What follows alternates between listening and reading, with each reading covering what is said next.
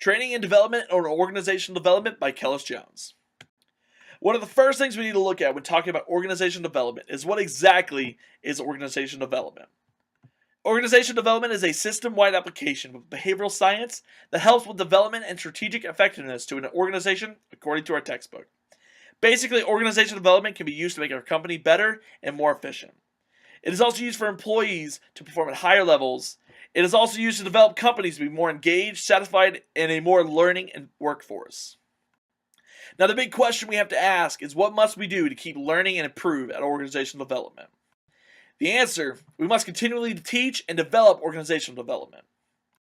Now, before we go into it, we must learn that there are 5 characteristics of organizational development according to Benjamin. Organizational development is a planned and proactive process. It focuses on an entire organization or at least a large chunk of one. It is started and managed from the top leaders of the company. It enhances problem solving to achieve financial or work-related goals. And finally, organizational development is a plan, change, or intervention. Now, we need to know these 5 characteristics to better understand what we are going to be teaching. Now, there are several things we can expect from learning organizational development, and according to Charles Lowry, we have 6 principles to learn from. The first is that we must learn the value of learning and education. Without knowing why we need to keep learning, then we will keep getting stuck at the most basic of steps. Second is assessment and improvement of work processes. Learning more about the organizational development can help learn about the jobs within a company and help determine whether they need to be strengthened or minimized. Third is to develop decision-making skills and accountability. Strong leadership is needed. If the subordinates and employees of a company can learn these skills, they are going to be way easier to manage and thus more efficient. Fourth is forming self-managing teams. A team of employees that are free to creatively think through problems and without needing a helping hand, they can prove to be very effective to a company. Fifth, there is the developing and strengthening of leadership skills. To be a more effective company, we must first have effective leaders. And finally, changing the culture of an organization, because they wouldn't need us if the culture didn't already need to be changed. We will now be looking at a case of success with organizational development and the teaching of it. A study was done where Western OD practitioners were sent over to some of China's state-owned enterprises, where even though the culture is way different than ours, it hopefully helped prove successful for all those companies. They focus on a few things like job descriptions and analysis, compensations and benefits, recruitment and retention, performance evaluation, and training and development. They went through and they learned all these things to help these guys be a little bit more streamlined and a little bit more successful with how they manage their companies.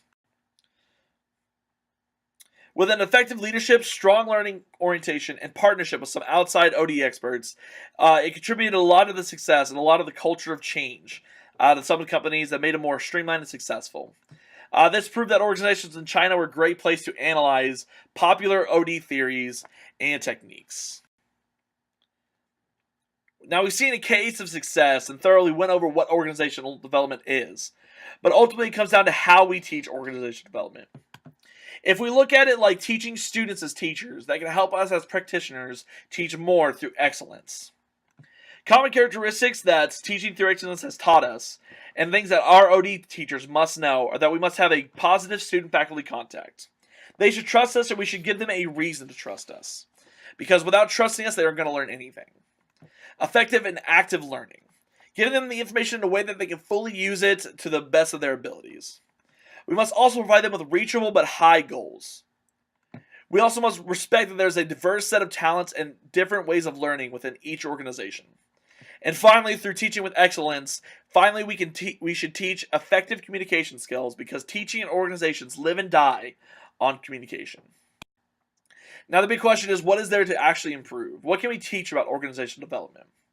We must teach that organizational development is a must and a wanted change. A company that comes to us should have that decision made before they ever even reach us. But that means we should also know what to look for and how to assure them that they are in need of our services. All aspects of an organization must learn organizational development and skills, principles, and concepts. It shouldn't just be the employees that learn, but also the leaders and higher-ups. We must also use a systems approach to integrate social systems with technical systems. Organization is the key.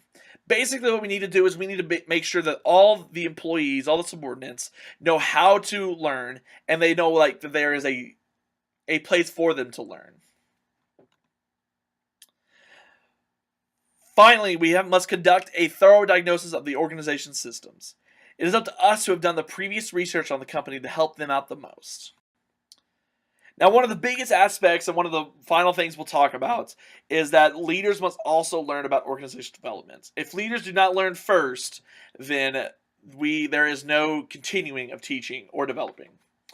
The nature of attitudes and thoughts and feelings are generated by an organization's leaderships. No culture is going to change if the leadership is stuck in their ways. When we teach, we must not only teach to the students, but to the leaders as well.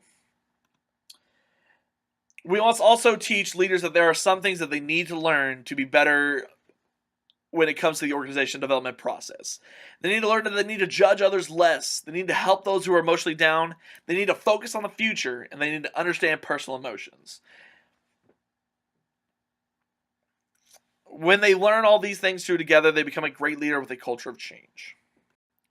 With all this said and done, we've looked over everything about what organizational development is to what it could be, and how we should teach it to what exactly we should teach.